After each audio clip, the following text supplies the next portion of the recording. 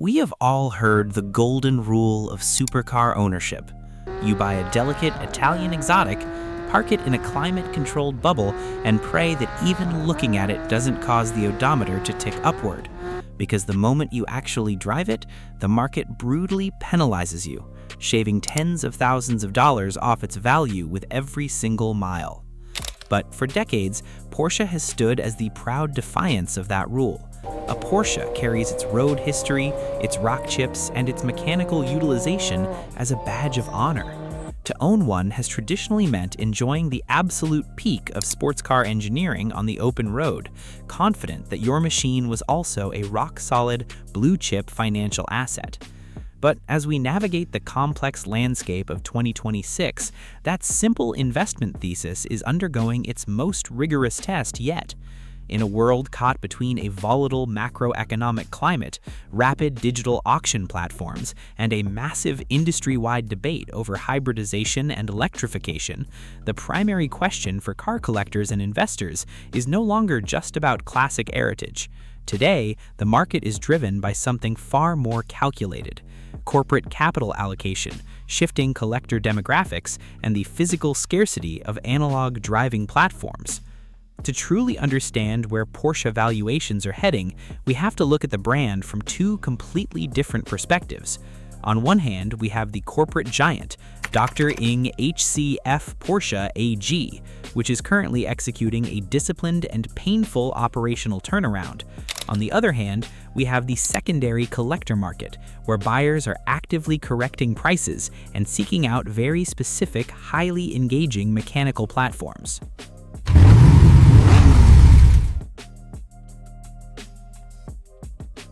Let's start in the corporate war room in Stuttgart. To understand the cars we can buy today, we have to understand the financial pressure the factory has been facing. The previous year was incredibly challenging for Porsche. Group sales revenue declined to 36.27 billion euros, down from over 40 billion euros the year before. Even more shocking was the group operating profit, which collapsed from 5.64 billion euros to just 413 million euros. This sent their operating return on sales tumbling to a razor-thin 1.1%. What caused this sudden financial shockwave? Porsche was hit with approximately 3.9 billion euros in extraordinary charges. This included 2.4 billion euros dedicated to realigning their product strategy and rescaling the entire company. They also took a 700 million euro hit from their battery development activities, and another 700 million euro hit from intense tariff pressures in the United States, all while sales in the critical Chinese market experienced a severe slump. To steer the ship through this storm, Dr. Michael Leiters took over as chairman of the executive board.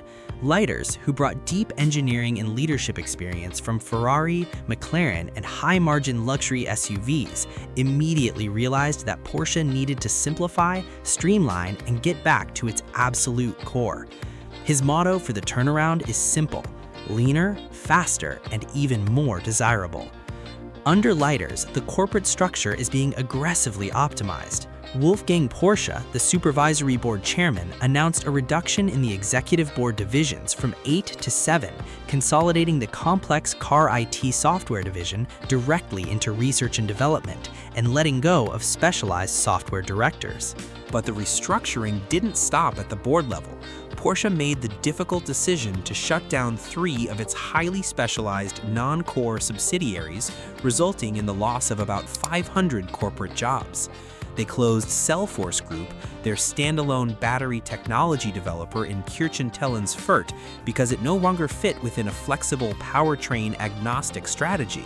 They shut down Porsche e-bike performance in Ottobrunn and Zagreb due to changing dynamics in the e-bike sector, and they closed Seditech, a specialized software developer. This massive retrenchment back to core automotive manufacturing also saw Porsche divest its stakes in Bugatti Rimac and the Rimac Group. This corporate realignment is officially guided by Porsche's new Strategy 2035, which replaced the older Strategy 2030 Plus. And here is the golden nugget for car enthusiasts. A central pillar of Strategy 2035 is the deliberate delay of certain all-electric vehicle models. Porsche has formally acknowledged that the global transition to electric vehicles is happening slower than expected. Instead of forcing buyers into battery electric vehicles, Strategy 2035 extends the life cycles of their glorious internal combustion and hybrid platforms, focusing heavily on high-margin vehicle personalization like the Sonderwunsch Special Request and exclusive manufacturer programs. Early indicators from the first quarter show that these calculated, painful decisions are starting to pay off. Even though global vehicle deliveries fell by 14.7% to just under 61,000 units, their revenue only dipped by 5.2% to 8.40 billion euros.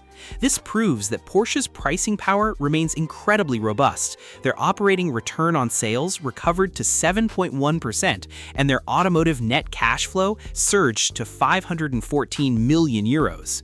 Meanwhile, their battery electric vehicle share dropped to 19.8%, down from nearly 26% in the previous year.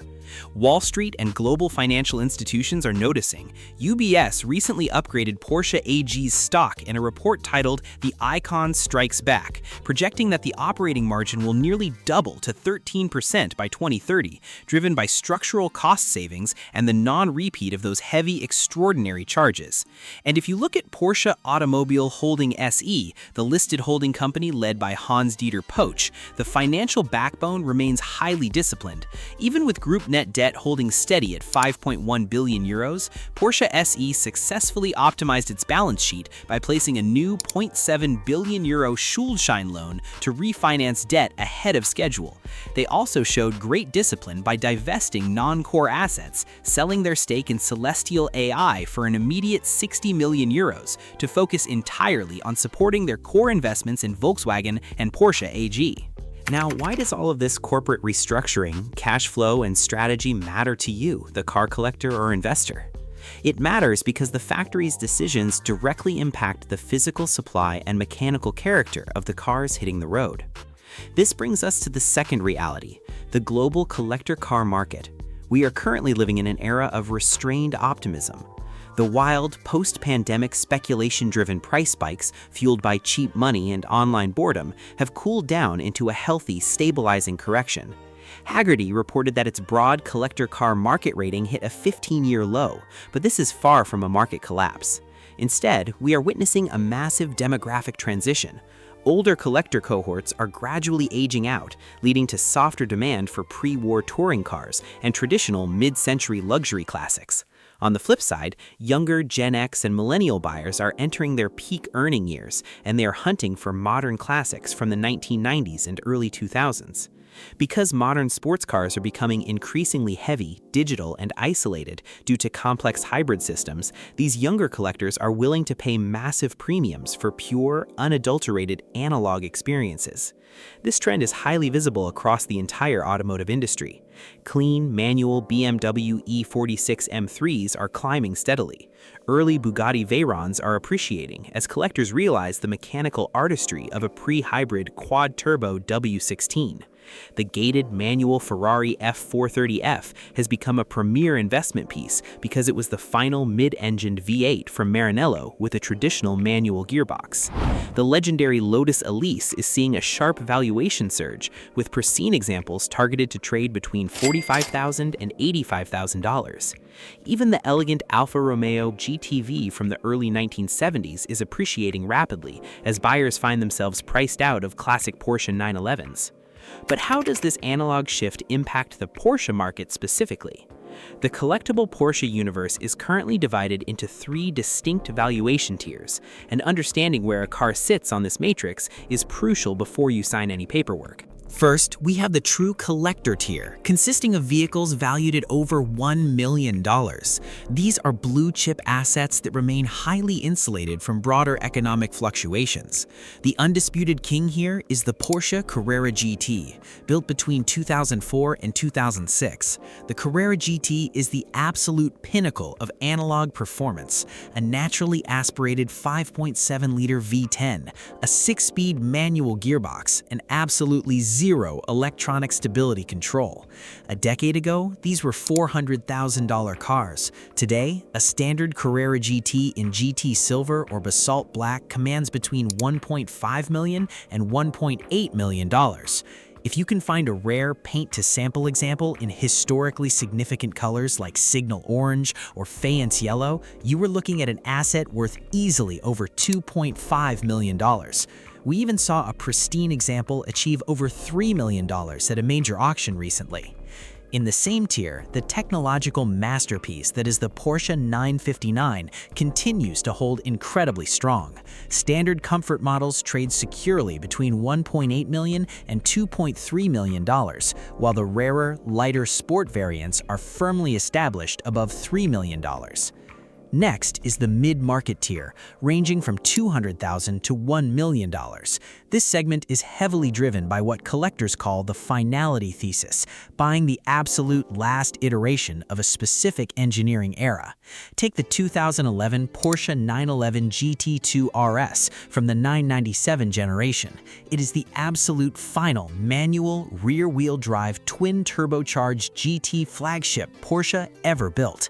For years, these traded between $300,000 and $400,000, but pristine, low-mileage examples are now regularly crossing $750,000, with some pushing toward $1 million.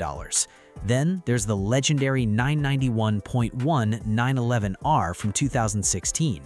After a brief market correction caused by the high-volume GT3 Touring, the 911R is experiencing a powerful second bull run, with standard striped cars trading between $450,000 and $550,000, and paint-to-sample variants commands over $700,000. We are also seeing immediate classic status for the brand new 992 generation 911 S&T, which combines a manual gearbox with a lightweight chassis and the high-revving GT3 RS engine. It is widely considered the modern spiritual successor to the Carrera GT, with 2026 valuations climbing to between $750,000 and $950,000. Finally, we have the sub-$200,000 tier, which serves as a highly active, enthusiast-driven entry point. Let's talk about the classic 930 Turbo. If you are looking at an early 1980s driver-quality car, expect to pay between $160,000 and $190,000. Low-mile original examples are consistently crossing $300,000, but the absolute holy grail of the 930 generation is the single-year 1989 model, which came equipped with the highly desirable G50 5-speed manual transmission. These are trading between $350,000 and $450,000, while genuine, factory-documented slant-nose M505 cars are commanding up to $600,000.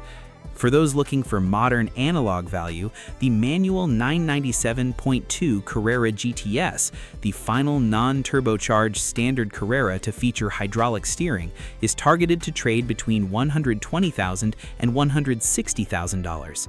The manual 987 Cayman R is also emerging as an exceptional mid-engined analog play, expected to appreciate into a range of $70,000 to $110,000.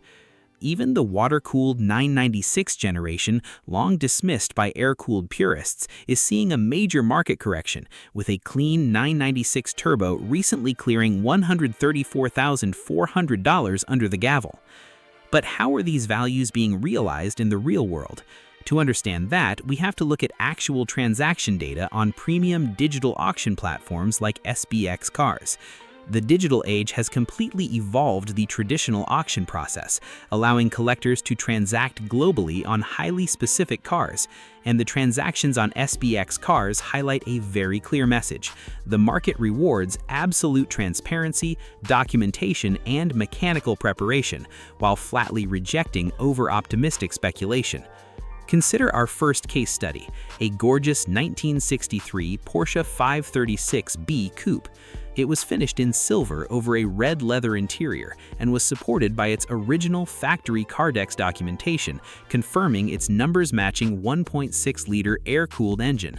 It had also recently received a comprehensive mechanical service in late 2025 that included carburetor tuning, a reset of the engine timing, and a new alternator belt. Because the car was mechanically sorted and beautifully documented, it attracted highly active bidding and sold successfully for $85,000. Now, contrast that with our second case study, a rare 1965 Porsche 356C Cabriolet finished in ruby red over black leatherette.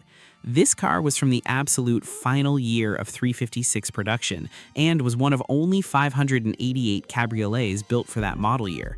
It featured a bare metal respray, a comprehensive engine rebuild, a Porsche certificate of authenticity, and its original Cardex. Yet, when it went up for auction, it ended up unsold after failing to meet its reserve price. This is a prime example of the disciplined reality of the market.